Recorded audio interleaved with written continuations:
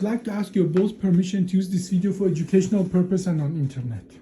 Sure. That's fine. Tell me about your symptoms before the surgery. I had a lot of pain in my back, especially when I was walking, and I would have to, I'd walk just a very short distance and I'd have to sit down. Yeah. How bad was the pain? 1 to 10? Oh, it could be up to 10. Okay. Yeah. How was your daily life, daily activity?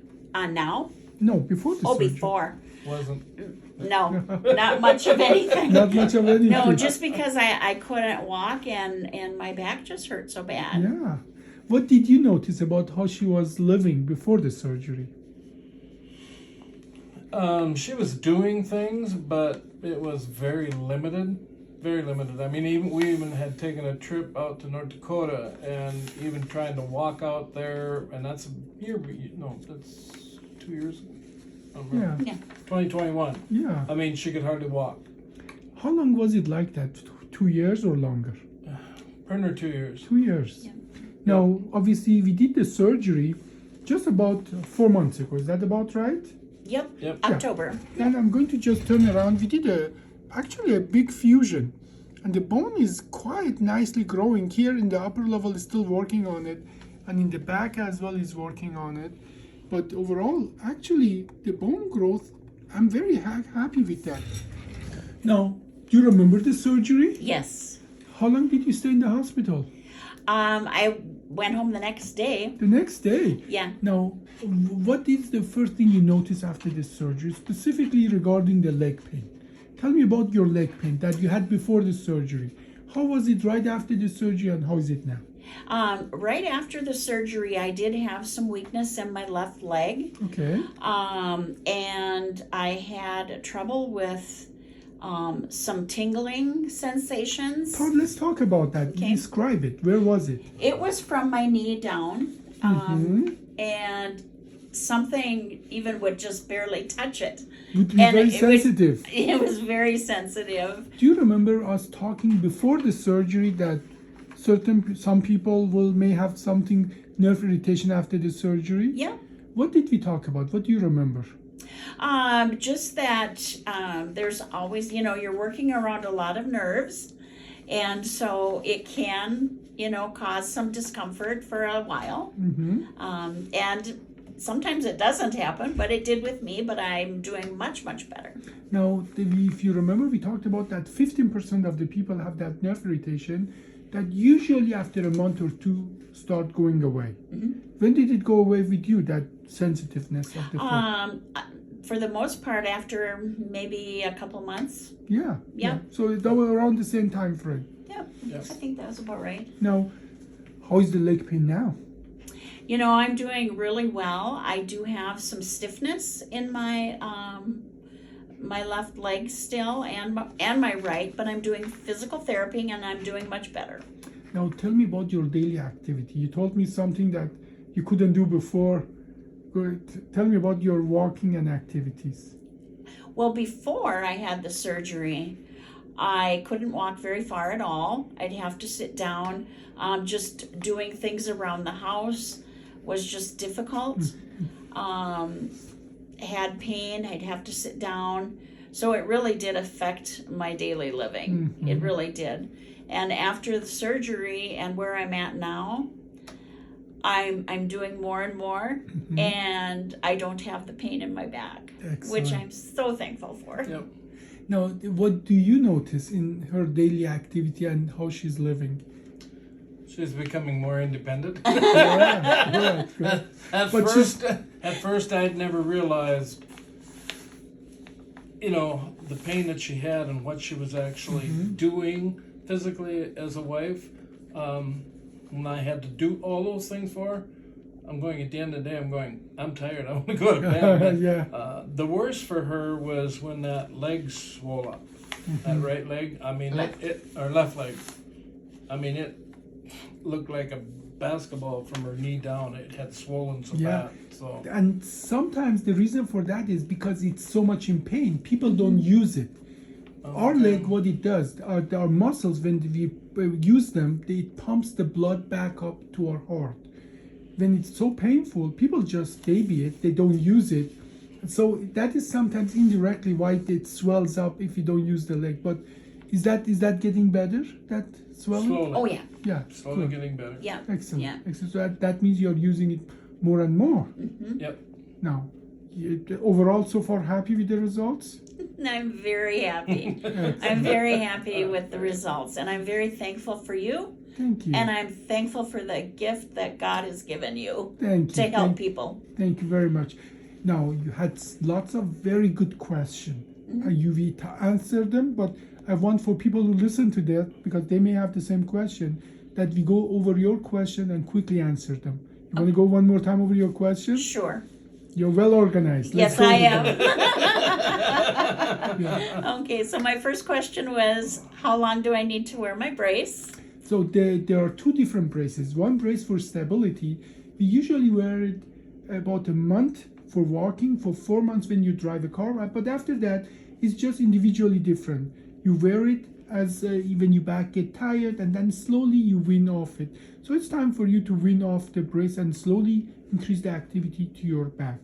There's another brace, we call that bone growth stimulation, where it gives electronic kind of signal, electromagnetic signal, make the bone grow faster and better. Usually you wear it 2 to 4 hours, preferably 4 hours, for up to 9 months after the surgery, and that make the bone grow just faster and better. You can wear it even over other braces and over your clothing. The electromagnetic wave still passes through and make the bone grow better and stronger. Yeah. And that was one of my questions, if I still needed to wear it, and I Yeah. do, which is fine. I still have some weakness in my left leg, but it is getting much, much better. And It's much better. Examine your leg. The strength is full, but the nerves are still irritated, so it's more coordination than actually through weakness. But all of those things are usually within few months after the surgery start getting better. Unfortunately, nerves are one of the slowest healing organ or tissue in our body. They grow as fast as your hair in the head, about an inch a month. Meaning sometimes it takes a long time for those nerves to recover and come back to life. One of the signs that the nerves are waking up is sometimes people tell me they get these jolts at few seconds. Can you describe them for me? The only way I can really describe them is they're like little zingers, and they don't last long, just a few seconds. And actually, I just started having those probably a month ago, maybe. Yeah. Last month, Within the last month. Usually about a month to 2 after the surgery, the nerves start waking up and connecting. Even though disturbing is actually a good sign, meaning the nerves are not dead. It is more or less is like when you sleep on your arm and it goes completely numb and limp, and then when it starts waking up, first you feel those fingers going to fingers, and that is the same kind of thing. They are waking up, it's just in slow motion, whereas in your arm, when you sleep on it, it takes 5 minutes or so for that to come back. This can take months, but it's the same process. Nerves are healing, they're reconnecting, they are waking up, and they are telling you that they are there, and that's a good sign. Okay.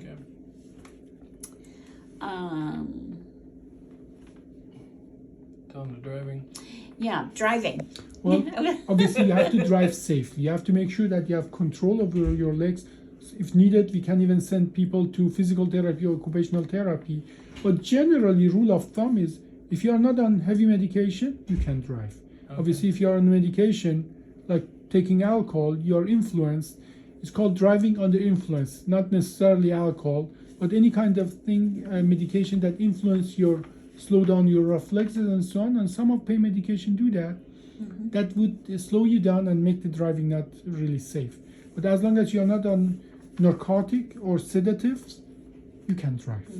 And talking about the pain medication, I wasn't on the pain medication very long after the surgery. Yeah, but I basically just had Tylenol, and that was it. So how long after the surgery? Usually people telling me that they have been on pain medication for years before the surgery.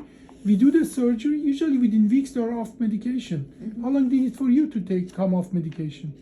Oh, it was probably a month, no more than a month and a half, I think. That's pretty I good, think actually. the last prescription you got was right about Thanksgiving. Wow, Yeah, it that might is have been. that's Shortly pretty after, a good. month after surgery. Yeah. Yeah. Yeah. So, Excellent. Your questions are fantastic. Let's keep going. okay. I was asking about traveling, how far I could travel.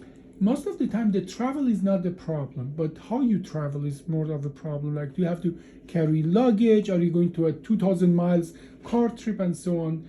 Generally, many of my patients travel from all around the country, even world. To me, they get the surgery, and 4 days later, if they are prepared for that, if somebody helping them with the logistic, they can fly back and so on. The answer about traveling is about how you are going to travel, what are you going to do. As long as you stay within our limitation, traveling itself is not a problem. It's about how you travel. Okay. And how I tolerate it, I'm sure. And specifically, if you're going to go on a big ride, do few small rides, see how your body agrees with that before you go on a 2,000 miles drive. Right. Okay? Right. Before we go to Alaska. Yeah. That's a good one. That's So, our dream vacation. well, let's keep it. Let's keep it going, and let's prepare you for that. Okay, sounds good. And then I was wondering about my weight restrictions. Yeah. Now, there is a booklet we give to everybody about the limitation, and most of that is common sense, but it's about no bending, twisting, lifting, and you have to learn, obviously, those activities in a controlled way. And physical therapy, occupational therapy, they will teach you how to do certain things, like putting a socks on. There are different ways of doing that. Right. Regarding weight restriction itself, generally, that's just a rule of thumb. 8 pounds for the first 2 weeks, 15 pounds for 2 months, 35 pounds for 6 months. And generally, we don't want you to go over 35 pounds until we see bone growing together. But at that point, we just have to adjust it to individual situation. Meaning that if you feel good, you do a little more, watch yourself for a day or 2 or 3, then you go a little more until the pain makes you stop, and always let the pain stop you. Pain is a signal that your body doesn't like what you do. It's in trouble. It wants you to give it a rest. Don't try to work through the pain. Yeah. Okay. And even more important, don't take the pain medication so you can go and do things that would be painful without pain medication. Yeah, that doesn't make sense. Yeah. I have an analogy for that. I can numb up your hand so you can go and pick up a hot coal. Wow. You won't feel it, but you still will burn your hand. But my medication will make you not feeling it, so that put you at the danger of literally burning your hand to the bone. Right. So same with pain medication. Yes, we want you to be comfortable. Take it to be comfortable, but don't take it so you can go do things that would be otherwise painful. Right. Okay. Let's see. I think that was it, except for I asked you about maybe doing more physical therapy. Yeah, and that is important very early on to do physical therapy, to learning how to do certain thing in certain way that is less stressful to your back. That's a routine for all our patients. Now, this has been very educational. Thank you so much participating and helping my other patient to have their questions answered. Thank you. We're happy to do it. Thank Thank you. you very much. I appreciate that.